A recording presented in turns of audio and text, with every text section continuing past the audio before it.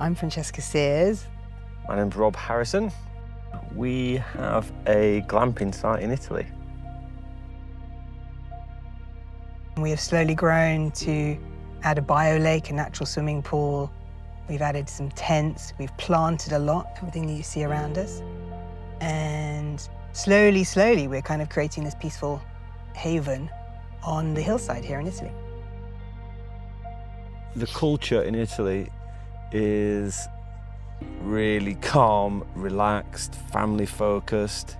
And they live long here, you know. They live into their 90s and to over 100. And, you know, between that kind of pace of life, olive oil, Mediterranean diet, you know, they're living long lives and long, happy lives. There was an Italian guy here and he called it half spades. He's working half spades.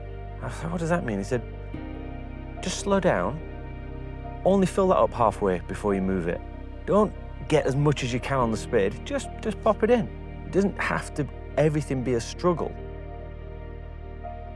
You become much more aware of your surroundings and you live by the seasons here in a way that's not so obvious when you live in a city like we did.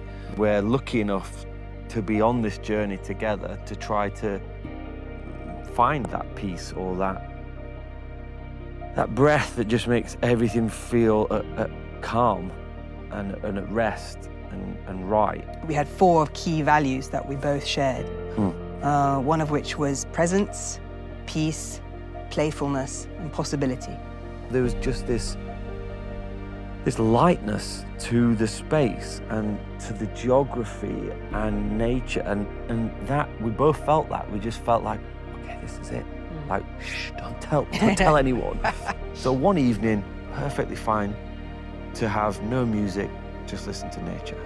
The next night, you might have met someone in the village, and you're out in the village having a beautiful meal and you're dancing in the square. It takes some serious recalibration to not be here now.